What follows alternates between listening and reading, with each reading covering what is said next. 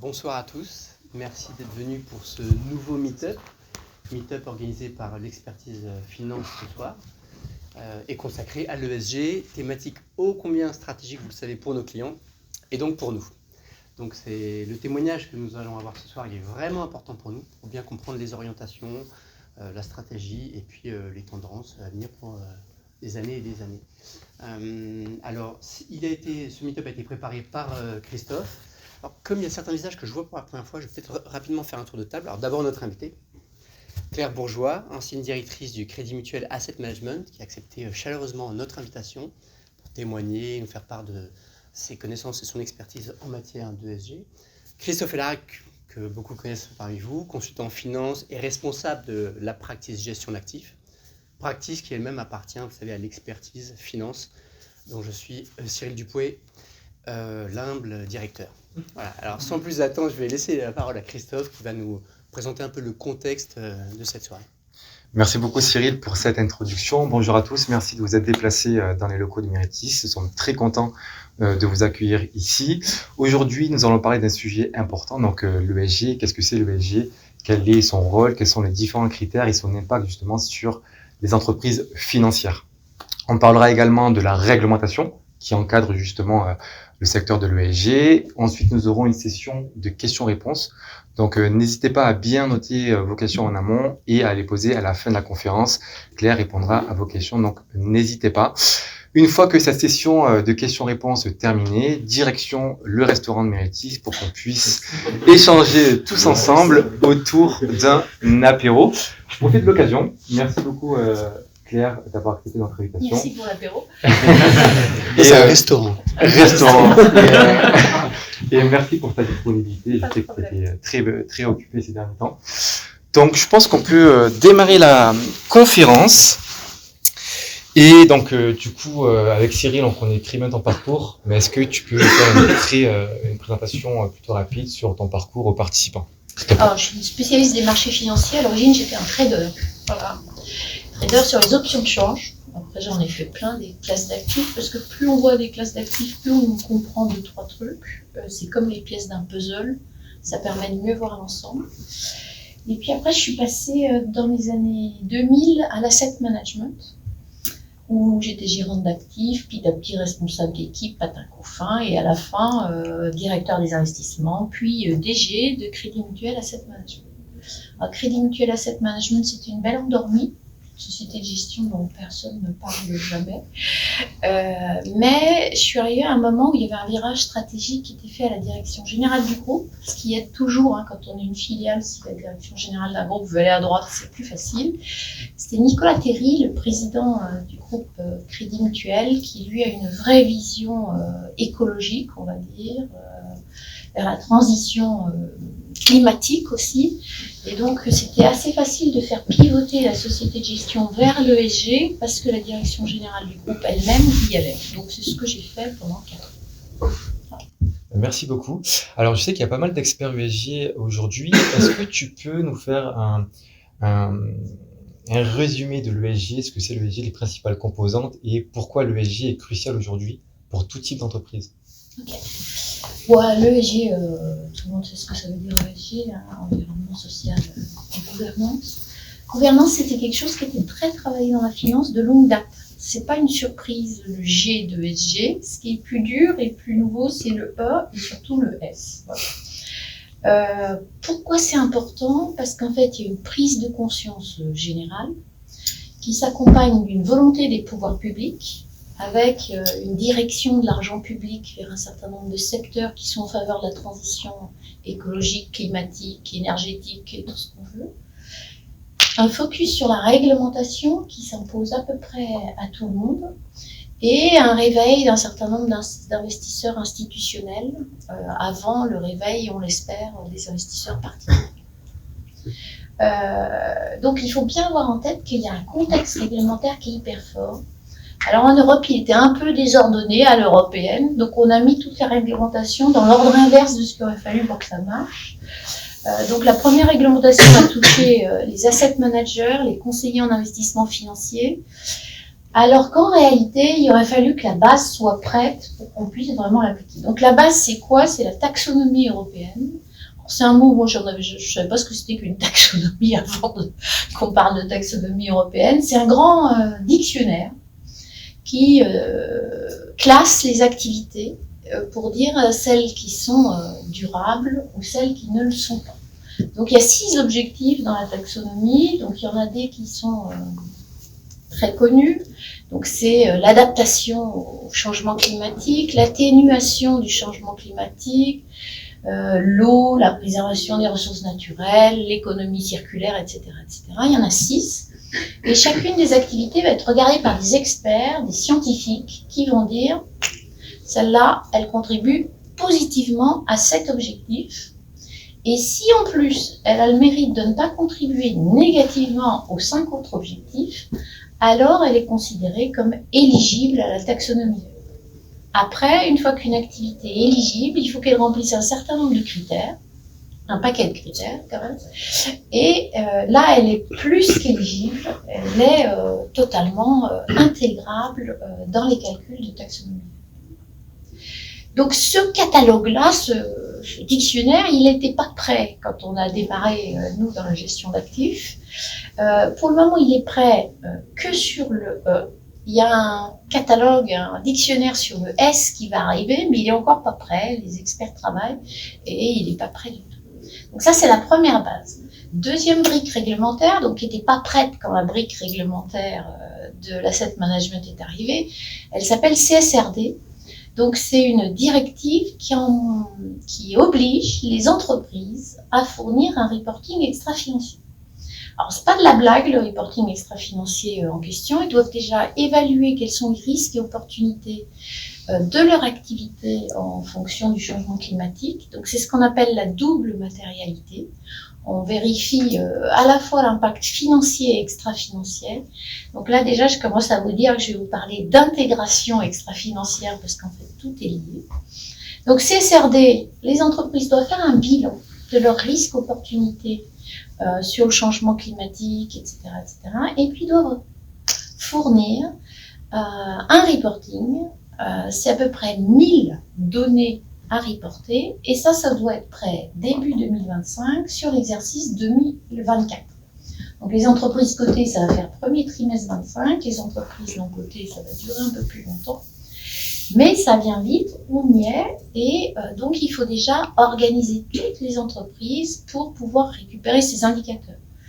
Et une fois qu'on a les indicateurs, il faut décider de la politique qu'on va mettre en place, et des objectifs qu'on va se fixer, puis après du plan d'action qu'on va mettre en place, etc., etc. Donc une fois que ces données seront effectivement publiées, normalement, on devrait finir par pouvoir faire correctement quelque chose qui était une obligation réglementaire pour les asset managers au 1er janvier 2023. Mais on n'avait pas la matière première, donc on a fait un peu comme on a pu.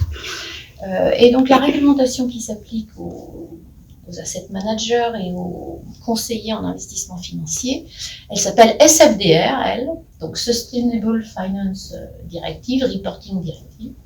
L'objectif, c'est que chacun des fonds reporte de façon harmonisée, alors c'est à l'européenne, hein, donc, de façon vaguement harmonisée, sur le caractère durable des fonds, avec 2 grands types de classification en Europe, enfin 3 grands types de classification en Europe. Les fonds article 6, c'est ceux qui sont lavés les mains, en gros. Les fonds article 8, c'est ceux qui intègrent des données extra-financières dans leur processus d'investissement, dans leur prise de décision. Et les fonds article 9, plus sérieux, ceux qui prennent un objectif dans le domaine.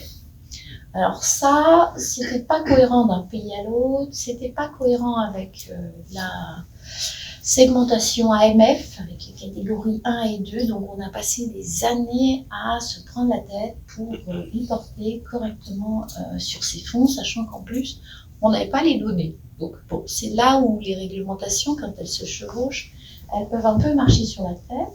Mais là, on arrive dans un calendrier où ça va devenir plus jouable de faire les choses proprement. Voilà un peu le contexte ESG actuel. Super, merci beaucoup.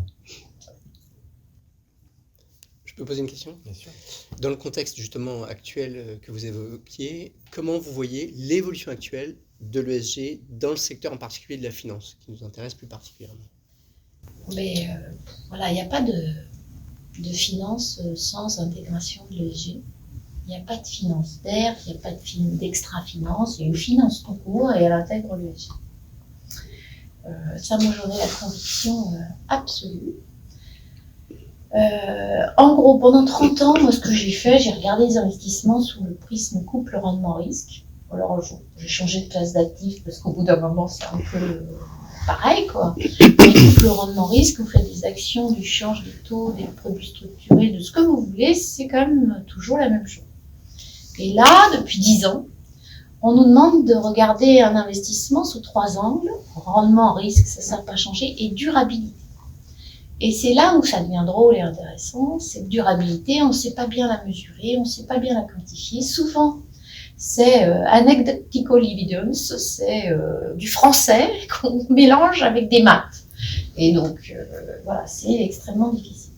Donc la finance, maintenant, ce qu'elle va devoir faire, elle va devoir proposer des produits qui vont correspondre à différents besoins de durabilité.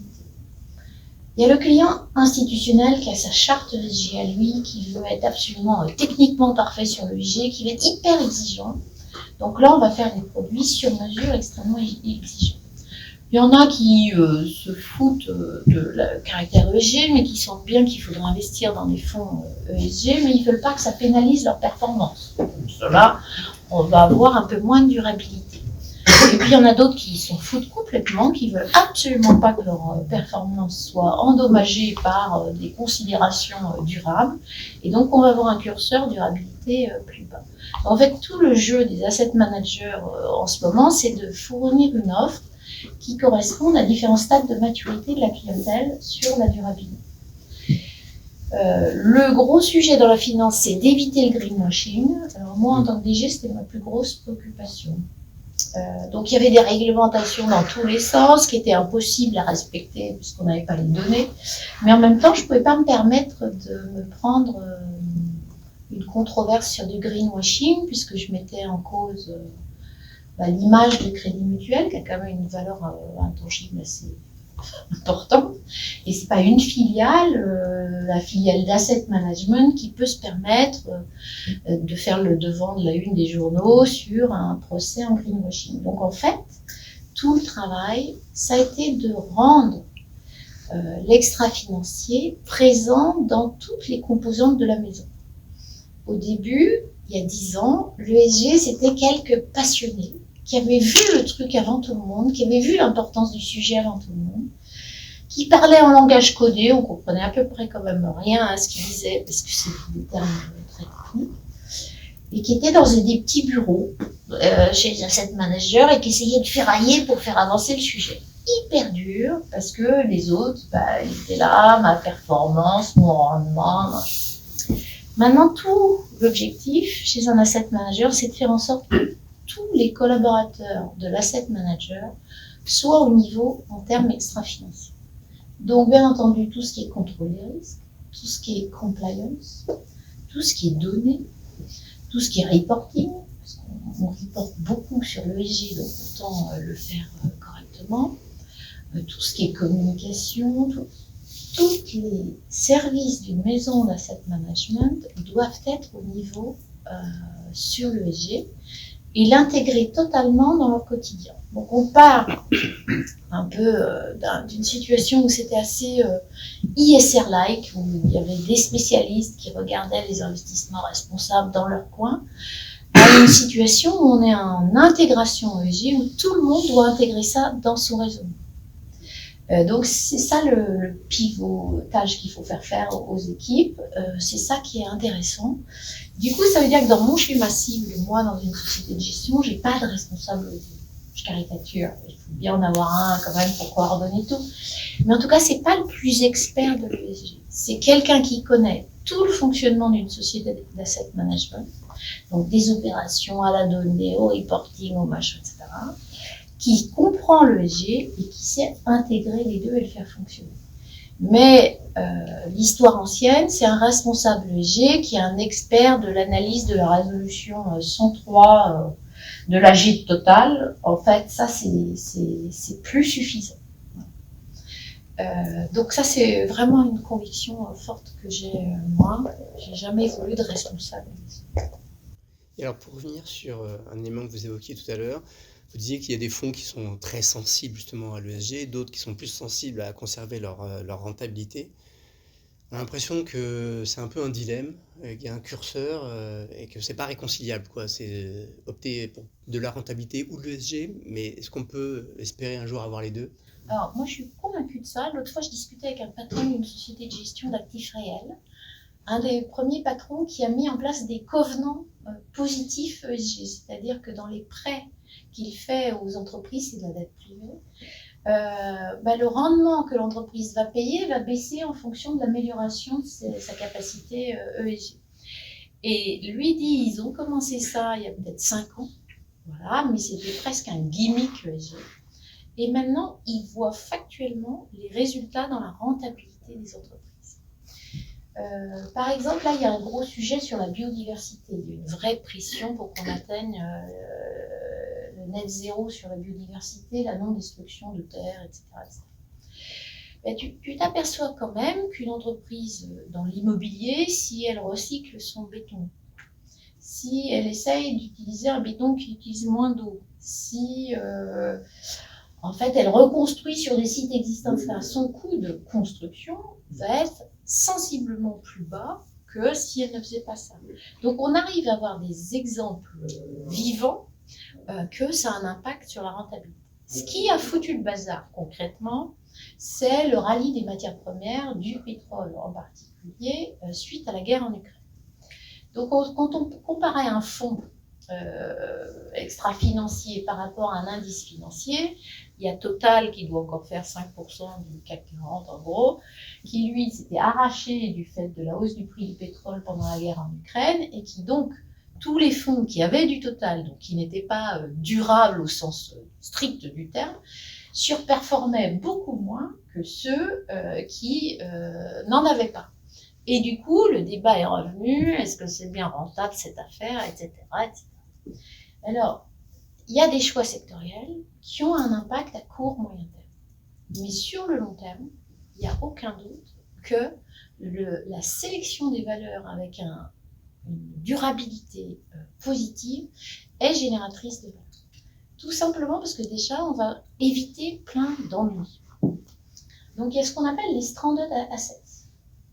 Alors, par exemple, là, la BCE, la CPR mettent la pression sur les banques pour qu'elles recalculent leur bilan pour mesurer l'impact de la transition climatique sur leur bilan, combien ça va leur coûter. Donc si vous êtes une banque, vous allez prêter à des stations de ski, il n'y a plus de neige, il n'y a plus de skieurs, il va falloir passer un impairment quand même. Et assez vite, à l'échelle d'une banque, ça se compte en milliards d'euros. Et assez vite, la banque centrale, l'autorité de tutelle, elle va dire, monsieur, il vous manque des fonds propres pour faire face à la transition climatique. Il va falloir remettre du tiroir, il va falloir remettre des fonds propres. Donc en fait, tout le monde est en train de tester son bilan pour voir les ennuis qui vont arriver et vont devoir mettre du capital en face. Donc ça, c'est ce qu'on appelle les stranded assets. C'est aussi, par exemple, des ressources énergétiques en hydrocarbures qu'on ne va pas pouvoir utiliser, sur lesquelles on va devoir valoriser à zéro, alors que dans les comptes, elles étaient pour plusieurs dizaines de milliards d'euros. Donc déjà, ça y est, l'intégration des facteurs ESG, elle évite des gros ennuis. Après, elle évite aussi un certain nombre de controverses. On voit des entreprises qui se prennent une peignée sur les marchés très rapidement, essentiellement parce qu'elles font la une des journaux sur quelque chose qu'elles n'auraient pas dû faire et qui maintenant est détecté parce que dans le cadre d'une politique d'investissement ESG, on va être très sensible aux controverses. On a des outils qui nous permettent de les détecter et puis on s'engage à réagir sur ces controverses, donc éventuellement à céder des titres. Alors, ce débat-là, sur la rentabilité, l'exemple le plus parlant de la personne avec qui on discute le plus de ça, c'est Pouyanné chez Total. Alors lui, donc pour discuter avec Pouyanné chez Total, pour poser une résolution à son AG, il faut détenir plus de 0,5% de son capital. Donc en général, on se met à plusieurs. Hein, et puis on commence à parler à son directeur financier, à son IR, à lui, petit à petit, pour lui dire on va poser une résolution climat. Et là, en général, M. Pouyanné qui appelle, qui hurle, ça, c'est pas nos prérogatives, vous n'allez pas faire ça, vous n'allez pas me dire ce que je dois faire, etc. On lui explique que si, quand même, puisque nous, on est des investisseurs responsables, et qu'on doit s'assurer que les entreprises dans lesquelles on investit sont bien sur un chemin vertueux. Alors, il faut voir que si, je crois que c'est l'IAE, l'Agence internationale de l'énergie, qui a publié un rapport disant que si on voulait être dans les clous en termes de transition climatique, il fallait qu'entre 22 et 30, on fasse, je vais vous dire des bêtises, mais les ordres de grandeur, c'est ça, x3 sur les capex sur les énergies renouvelables et les énergies propres, x2 sur l'efficacité énergétique, moins 70% sur les émissions de méthane et moins un tiers sur les émissions de CO2. Comment dire alors Total, c'est pas le pire. Hein. Si vous regardez Saudi Aramco, c'est Total, Shell, Exxon, enfin c'est 50% de la production mondiale. Donc voilà, lui, il investit 4% dans les énergies renouvelables, donc on n'y est pas. Total, c'est 30%. Mais quand on dit à Pouyanné, monsieur, ça suffit pas, faut y aller plus. Il me dit, mais moi, madame, j'ai des actionnaires et mes actionnaires ont des intérêts orthogonaux. J'ai d'un côté les actionnaires US qui ne parlent que de rentabilité court terme et qui veulent bénéficier de l'envolée des prix du pétrole, etc. Et puis vous êtes 16% d'investisseurs européens engagés, 43% d'US, vous êtes 16%, et vous me faites suer avec vos trucs de transition énergétique et je ne peux pas réconcilier. Et c'est vrai qu'il ne peut pas réconcilier parce qu'il y a deux horizons différents et il y a deux stratégies différentes. Il y a une stratégie financière, il y a une stratégie extra-financière. Sauf que moi, mon devoir fiduciaire, c'est d'investir dans l'intérêt de mes investisseurs. Et l'intérêt, bien entendu, de mes investisseurs, c'est qu'il y a encore une planète demain, etc. Voilà. Et donc, il y a un moment où je vais être obligée de dire à mes investisseurs, j'ai beaucoup discuté avec M. Pouyanné, j'ai essayé de lui faire comprendre des trucs, j'ai salué ses progrès, parce que sur l'ESG, il ne faut pas s'attendre à une révolution du jour au lendemain, c'est une politique de petits pas. Donc on demande ça, mais si déjà on est dans la bonne voie, on salue le fait qu'on est dans la bonne voie. J'ai fait tout ce que je pouvais en termes d'engagement actionnarial, j'ai beaucoup parlé avec lui, j'ai essayé de le sensibiliser, j'ai parlé à son IR, à son directeur financier, etc. Mais en même temps, la prépondérance des actionnaires US. Je vais être obligée de me désinvestir de Total. Et donc, ça va quand même finir par avoir un impact pour la direction générale de Total. Donc, c'est cette balance qu'il faut trouver et c'est notre travail en tant qu'investisseur de dialoguer suffisamment pour faire comprendre notre point de vue, faire comprendre nos contraintes, essayer de titiller quand même l'entreprise pour la mettre sur les rails qui nous intéressent, tout en n'étant pas dupe. Il y a différents degrés de maturité dans le monde sur la matière ESG et donc ça fait des conflits d'intérêts. Quand je regarde les fonds durables, je vois qu'il y a des notations ESG, des scores ESG. Est-ce que ces notations sont basées sur des méthodes statistiques, quantitatives, c'est tout simplement les agences qui les créent? Et est-ce que, en tant qu'investisseur ou des personnes qui ne connaissent pas forcément l'ESG, peuvent se fier justement sur ces notations-là? Alors en théorie, oui. Donc, il y a des agences qui ont des scores ESG, MSCI, etc., tout le monde. Et il y a des sociétés de gestion qui se contentent de reprendre ces notations. Après, la plupart des sociétés de gestion qui ont vraiment une envie sur l'ESG, elles ont créé leur score interne de calcul de notes ESG. Donc, ce qu'ils font en général, ce qu'on fait en général, on prend les données de ces agences de notation, on donne par secteur une pondération sur chacune de ces données et on obtient un score qu'on utilise après, en général, en le complétant d'une analyse qualitative. parce que le score quantitatif, il a ses limites. D'abord, comme les données sont pas fiables, elles sont pas stables dans le temps encore, elles sont pas stabilisées, on a des sauts de modèles qui font qu'il faudrait qu'on achète, qu'on vende le même titre tout le temps. C'est pas possible, il y a besoin d'une analyse qualitative.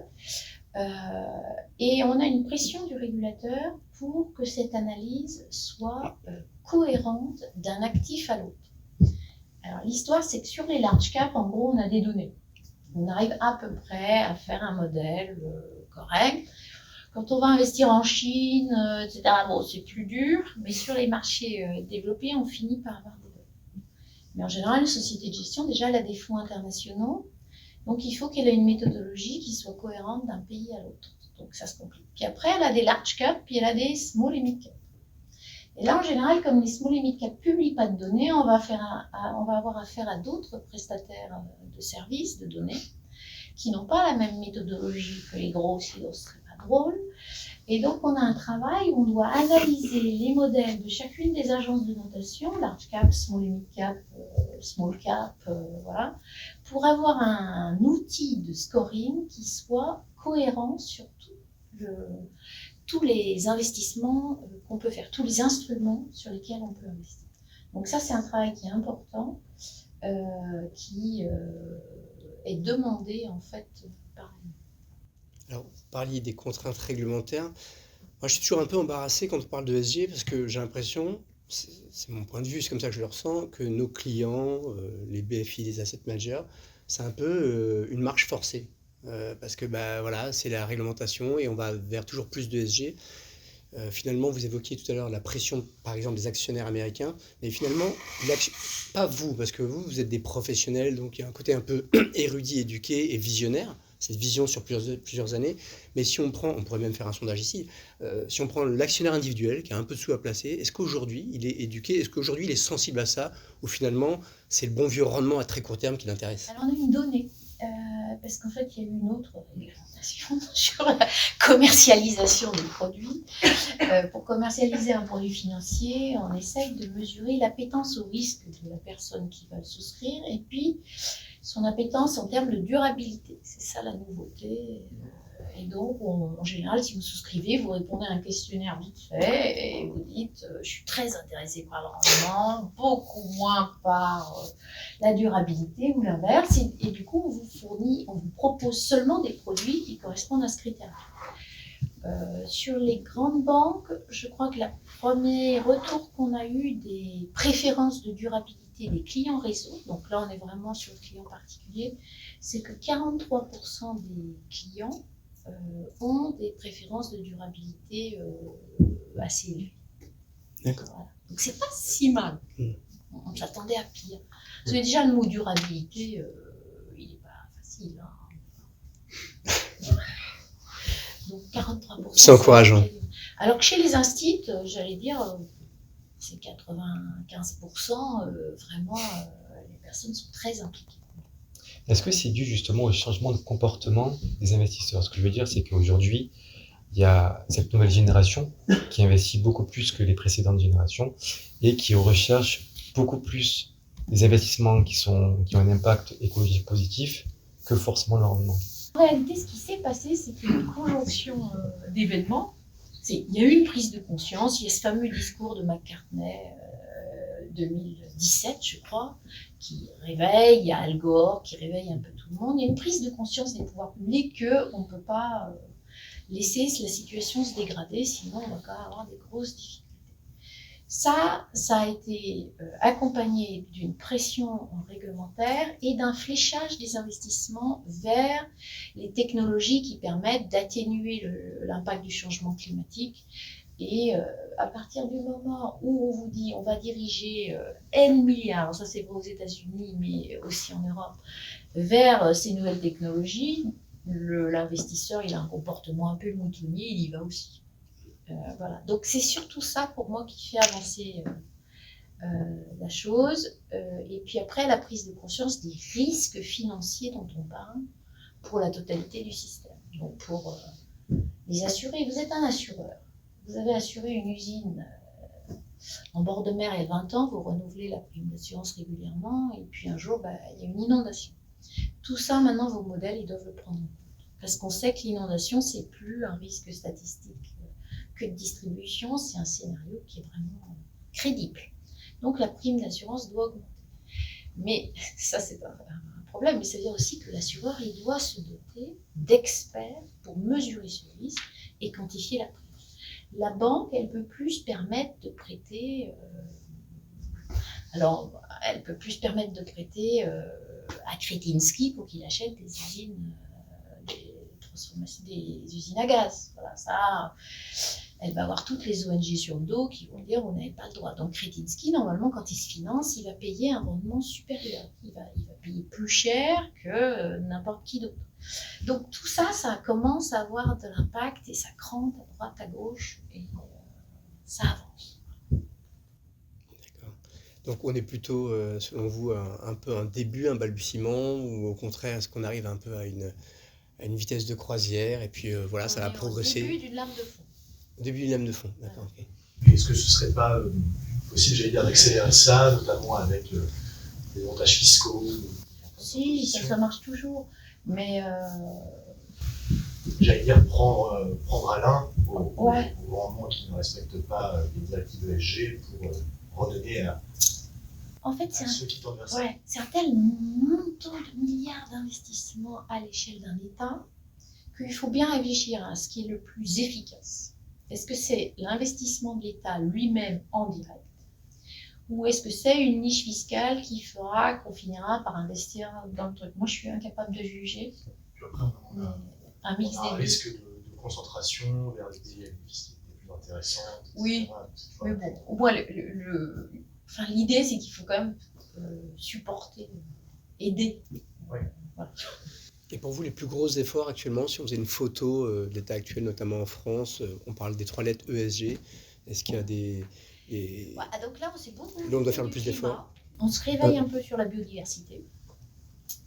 Et tout ce qui est caractère sociétal, on est encore à la ramasse.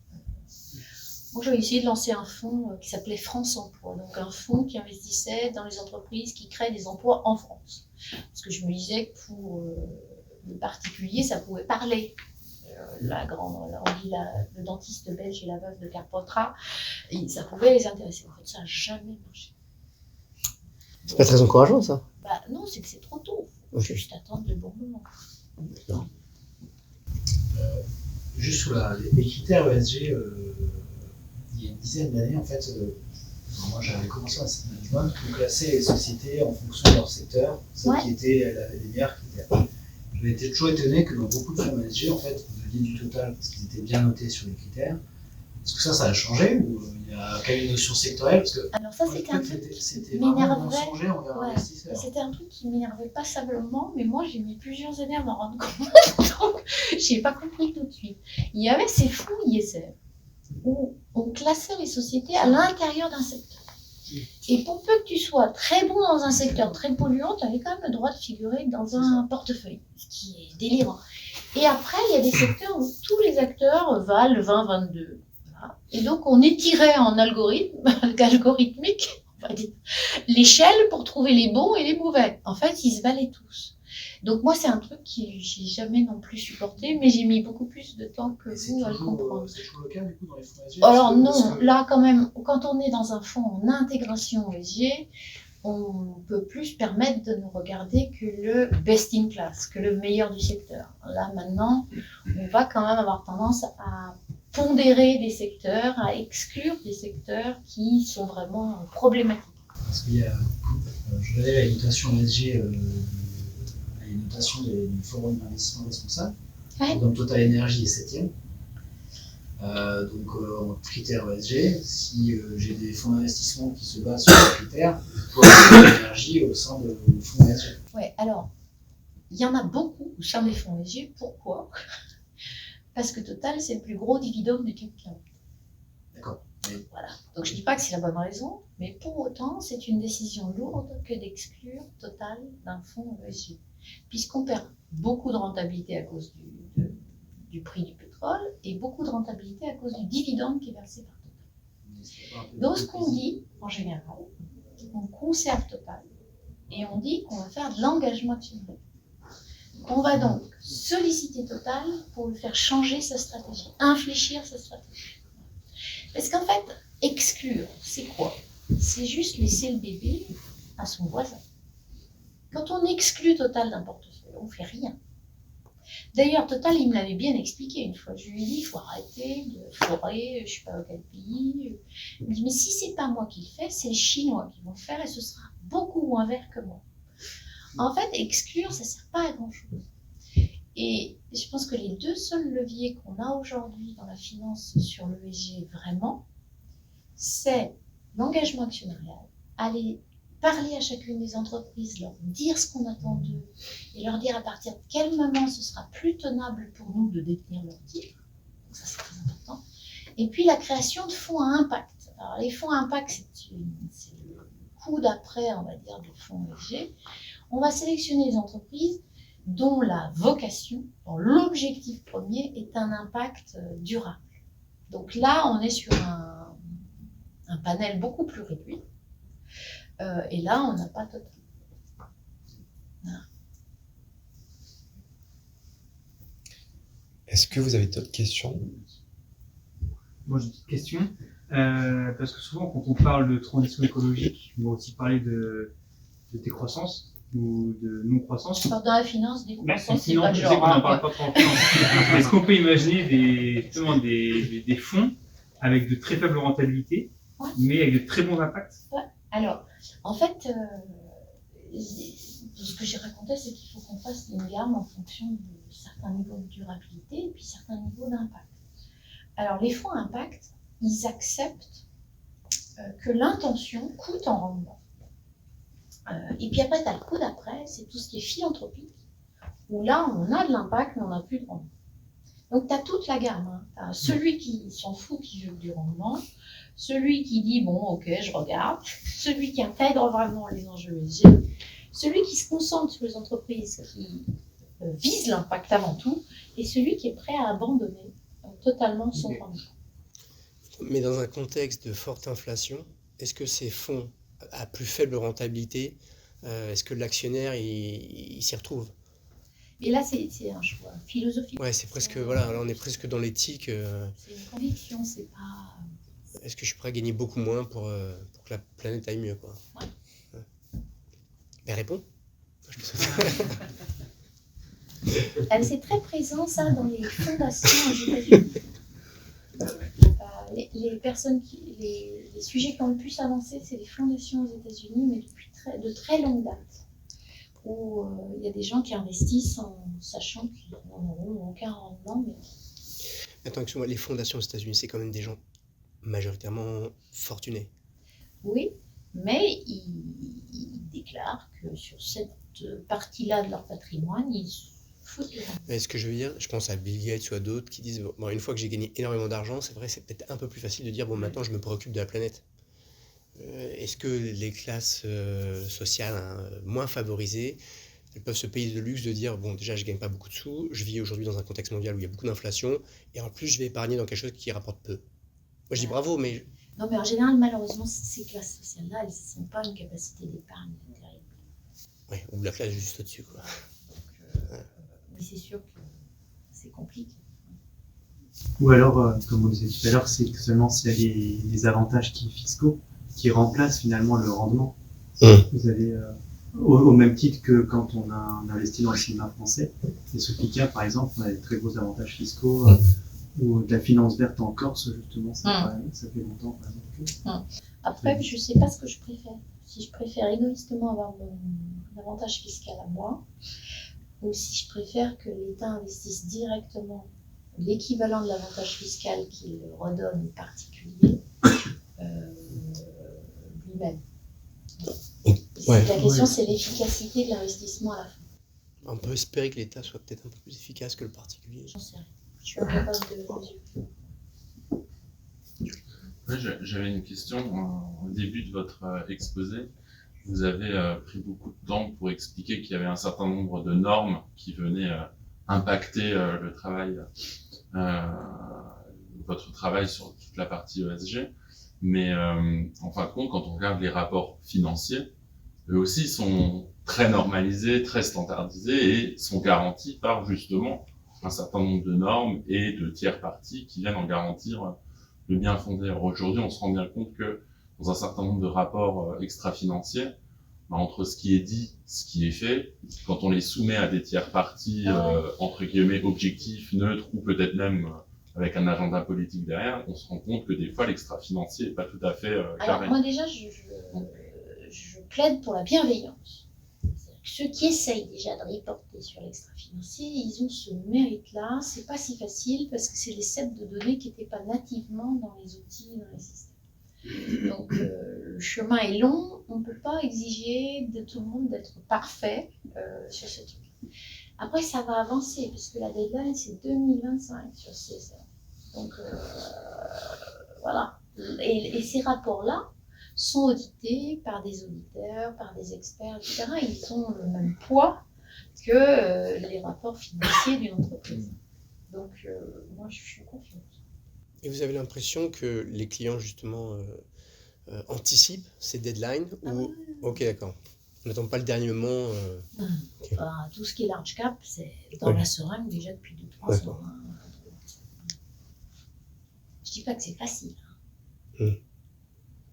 Est-ce que, pour rebondir là-dessus, est-ce qu'en fin de compte, le risque réputationnel d'une entreprise, est-ce que c'est pas ça, au final, qui peut la pousser à l'action dans la bonne direction, plutôt qu'un risque réglementaire ou une amende de quelques pourcentages?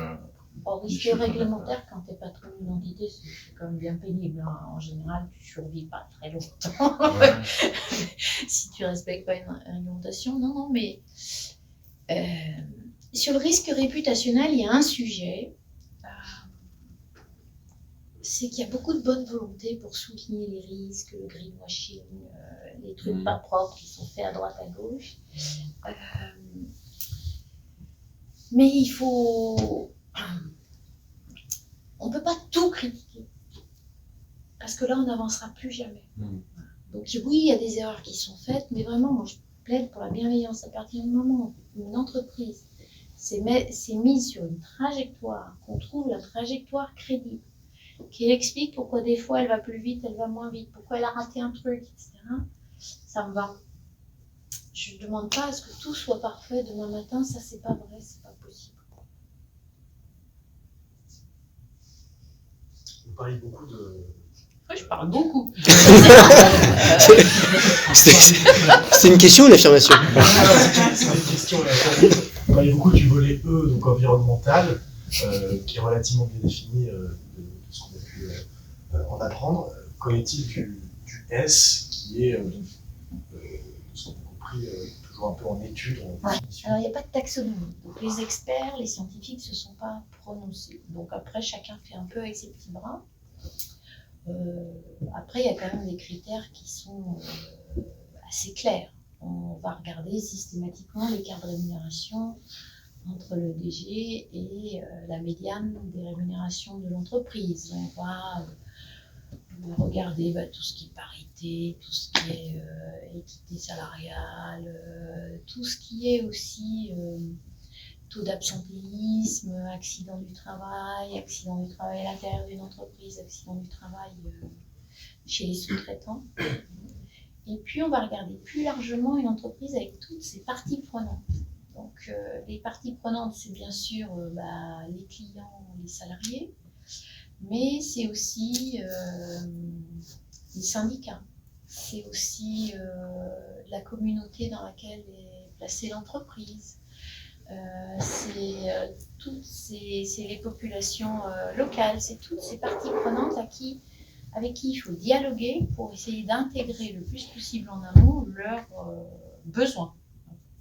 Donc ça, c'est ce qu'il faut travailler. Il y a plein d'entreprises qui se dotent de comités des parties prenantes, où en gros, on rassemble la direction générale, quelques membres du conseil d'administration, et puis une dizaine de représentants des parties prenantes qui viennent porter le message des différents parties. Alors tout à l'heure, Claire, vous citiez Total. Est-ce qu'à l'opposé, vous avez des exemples peut-être d'entreprises un peu connues qui, au contraire, elles sont hyper proactives dans leurs critères ESG et qui vraiment avancent, investissent pour avoir de meilleurs ratings? Bon, il y en a plein, hein, quand même. La crème de la crème. Ah, la crème, je ne saurais pas dire, mais il y a par exemple Unilever qui est sur un chemin zéro impact, zéro plastique, zéro, etc. Ce qui est quand même assez. Surtout chez eux. Ouais, fort sur son domaine d'activité. Il y a le labo, là, je me dis son nom, danois qui a créé le produit pour les diabétiques qui sert pour perdre du poids. Voilà. Lui aussi, lui aussi, il est sur un chemin très précis d'impact 0 à 2030. Mais toutes les entreprises, elles ont décidé de leur stratégie et elles communiquent dessus. Ce qui est difficile pour un asset manager, un investisseur, c'est de qualifier la qualité du plan de transition. Parce qu'il faut quand même finir par être vachement expert du secteur. Et donc, en fait, les équipes d'analystes ESG qui, pendant des années, compilaient des données non qualifiées, non formatées, et voilà, compliqué. Maintenant, on va plutôt les tourner, recruter des experts de nouvelles technologies de transition pour bien comprendre si l'entreprise, quand elle nous présente son plan de transition, elle est crédible ou pas du tout. Et alors, si elle ne l'est pas, c'est de manière intentionnelle? Enfin, ce serait du greenwashing? Ou c'est juste parce que les mecs sont pas bons, ils y croient, mais ils sont En plantés? tout cas, le problème à la fin, c'est le même pour moi. Tout à fait, mais l'intention n'est pas la même. Oui. C'est difficile quand on n'est pas du secteur de dire ils sont pas bons. Hein. Justement, est-ce qu'il n'y a pas un risque de travestir un peu le score ESG d'une entreprise, par exemple, avec une entreprise qui serait très bonne, par exemple, sur le volet environnemental, très mauvaise sur le volet social et inversement? Ça, en général, on est vraiment un peu dans l'idée comme la taxonomie. C'est-à-dire, c'est bien d'être positif sur un critère, mais si tu fous le bazar sur le deuxième critère, tu ne seras pas retenu. Sinon, c'est trop facile. Oui, bien sûr. J'ai une question aussi, s'il vous plaît. Justement, qui sont, en fait, on parle souvent de ces experts, de ces scientifiques. Déjà, qui ils sont concrètement et comment est-ce qu'on devient un expert de l'ESG? Parce que quelle est sa place dans l'éducation, en fait, aujourd'hui? Alors, attends, il y a deux trucs différents. Il y a les experts qui ont fait les rapports du GIEC, la taxonomie, etc. Ceux-là, c'est des vrais. Hein. Okay. C'est des climatologues, c'est tout ce que tu veux. C'est des vrais experts. Puis après, il y a les experts ESG. Ceux-là, ils sont beaucoup moins experts que les grands produits du GIEC, etc. Alors, comment on devient expert? En réalité, il y a plusieurs types de formations qu'on peut suivre quand même. Hein. Il y a une certification AMF, toute bête, mais déjà, elle donne les grands repères, la terminologie, le jargon. Donc déjà, ça aide. Après, on peut aller passer le certificat d'analyse extra-financière de l'EFRAG. Ça, c'est européen. Avec la SFAF, c'est plutôt une étude de cas. Donc, il y a une partie QCM, il faut apprendre, mais il y a aussi une étude de cas. Et après, moi, ce que je vois, c'est que dans les grandes écoles, dans les facs, etc., ça commence à être intégré. Voilà. Il y a des parcours ESG très importants. En général, c'est mêlé au big data. D'accord. J'ai compris par rapport aux questions qui ont été posées tout à l'heure que c'est pas évident d'exclure par exemple l'entreprise du CAC 40 pour l'inciter à respecter la réglementation de l'ESG. C'est pas facile aussi de faire sortir les investisseurs de leur zone de confort pour les inciter à être durables plutôt à être rentables. Du coup, j'ai pensé à un autre type d'incitation, c'est par rapport aux taxes. Dans ce sens-là, il y a là je connais par exemple une taxe, la TTF, la taxe de transactions financières, qu'on règle, qu'on paie juste par rapport à certains compartiments. Compartiment A, B, C, en fonction de la capitalisation de l'entreprise. Donc c'est un critère. Donc je ne sais pas si on peut s'inspirer de ça et créer des compartiments ESG et faire payer la TTF, par exemple. Pourquoi pas? Après, il faudrait que tout le monde soit d'accord sur la qualité ESG de l'action en question. Et on est pareil là. Et puis pour... avec le marché du carbone. Ouais, ça c'est autre chose. Et puis pour rebondir sur ce que tu viens de dire, c'est une idée très intéressante, mais effectivement, donc la fameuse TTF qui avait été proposée par François Hollande au moment de sa campagne présidentielle et son fameux discours au Bourget, là, mon ennemi c'est la finance, il a été élu, il a mis en place la TTF. Je crois qu'une semaine après, tous les traders français créent des nouveaux produits dérivés pour échapper à la TTF tout en investissant sur le bon sous-jacent. Donc encore ce que disait Claire, il faut vraiment qu'il y ait une harmonie au niveau global, sinon il y aura toujours des malins, surtout dans l'ingénierie financière pour contourner la taxe, quoi. Notamment les CFD. Voilà, notamment les CFD, ouais. Voilà, tu veux pas payer la TTF, toutes les BFI elles te proposent des investissements, c'est exactement la même chose, mais voilà, sur un autre compartiment, les fameux produits dérivés qui te permettent de contourner ça, et évidemment c'est légal en plus, c'est ça le génie, ou en tout cas le vice de certains financiers. Voilà. Merci pour toutes les explications, c'est très intéressant. Moi j'ai une question par rapport aux agences de notation extra-financières. Vous avez du recul sur peut-être aussi l'évolution de la couverture qu'elle propose et aussi la qualité, du coup, aussi il y a de leur donner. C'est un scandale hein, comme ce truc. La place de Paris essaye à l'AFG de faire bouger les choses. Les données ne sont pas de qualité, elles ne sont pas cohérentes d'une agence à l'autre. L'émetteur est très bien noté là sur un sous-critère, hein, très mal noté là. Les données ne sont pas qualifiées, alors il y a des codes de données qui sont binaires, c'est 0, c'est 1, donc le score il bouge comme ça. Il y a un service client qui n'est pas très fort, c'est-à-dire quand nous on détecte une erreur dans leurs données pour faire corriger le jeu de données, c'est du boulot, et c'est extrêmement cher. Donc l'idéal, ce que tout le monde aimerait, c'est un jeu de données officiel, gratuit, normé, mis à disposition de tout le monde.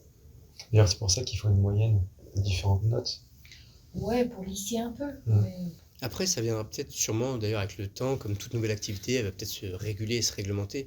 Mais effectivement, quand on regarde les agences de scoring ESG, c'est la foire d'empoigne, ça donne l'impression un peu d'un nouvel Eldorado, où des gens se frottent les mains en se disant « Tiens, il y a de l'argent à se faire, je vais monter ma boîte de scoring, c'est pas très encadré, moi aussi je vais calculer mes scores ESG. » Et encore une fois, qui sont difficilement comparables, comme tu disais, avec d'une société à l'autre. C'est horrible. L'Union européenne travaille sur une réglementation globale. Ouais, sauf que les US travaillent sur une autre. Oui, je ne sais pas qui va gagner, mais je crois que je sais quand même. Les données des entreprises sont déclaratives en plus. Ouais. Non, alors attends, elles sont déclaratives, mais pour les entreprises cotées à partir de 2025, elles seront auditées. Donc ça se complique un peu la déclaration. Et j'ai une autre question par rapport à l'offsetting. Il y a de plus en plus de fonds. Enfin, je sais qu'Axel IM, il y a 2 ans derrière, ils avaient lancé un fonds d'offset. Et de plus en plus d'acteurs, notamment aux US, qui sont un peu pionniers, sont lancés là-dedans. Et je voulais savoir si vous aviez une expérience par rapport à ça. Moi, ma conviction, c'est que offsetter, c'est trouver un moyen de ne rien faire. Donc, voilà. C'est à peu près du même ordre qu'exclure. Donc, si je peux faire autrement, je fais autrement. Bon, il y a un marché, il y a un prix, il faut s'y intéresser. Mais je ne crois pas que ce soit la solution au sujet. Ok. Est-ce que vous avez d'autres questions? Oui. Petite question. C'est quoi votre avis sur notamment les indices CTB, PAB? Pourquoi ils ne sont pas vraiment... parce que là, il y a des études qui expliquent que c'est des indices qui superforment un petit peu leur indice de référence, mais n'empêche que ce n'est pas vraiment adopté par les investisseurs, notamment sur les fonds qui ne sont pas référencés sur leur indice. C'est quoi un peu votre vision là-dessus? Alors, un indice, ça coûte très cher. Donc on paye l'indice, on paye la composition de l'indice, on paye la pondération de chaque investisseur dans l'indice, on paye tout. Donc il y a un moment, Et ben, le travail d'une société de gestion, c'est de minimiser le nombre d'indices. Donc ça, c'est un vrai frein au développement d'indices un peu customisés. Ça coûte trop cher.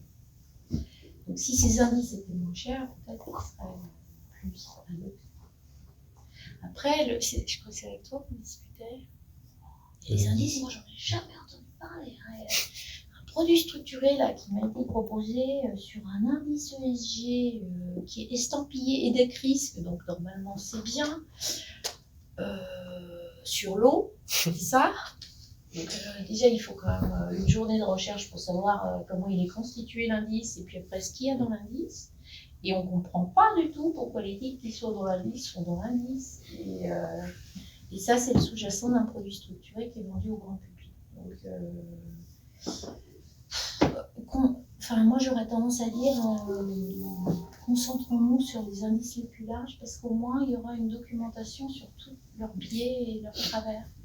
Et plus les indices sont customisés, moins on les comprend, moins on les maîtrise. Et donc, c'est compliqué. Est-ce que les asset managers, dans leur souscription, font aussi attention à ces critères-là dans les clients, en fait, les clients que vous refusez, en fait, parce que ça peut être des sociétés qui sont polluantes? Oui, alors, nous, en général, les sociétés polluantes, mis à part sur la trésor, elles ont relativement peu d'investissement durable. Mais oui, on fait toujours une due diligence des clients souscripteurs. On est obligé de connaître qui souscrit dans nos fonds. Vous en refusez? Moi, j'ai pas connaissance qu'on en refuse tant que ça. D'accord. Non, mais on refuse le Venezuela parce que je sais pas quoi, la famille truc dans un pays à controverse, ça oui, régulièrement. Maintenant, pour les dérives non durables, moi, je n'ai pas entendu parler. Claire Bourgeois, merci beaucoup. Et ben voilà. Merci pour votre témoignage. Merci à tous.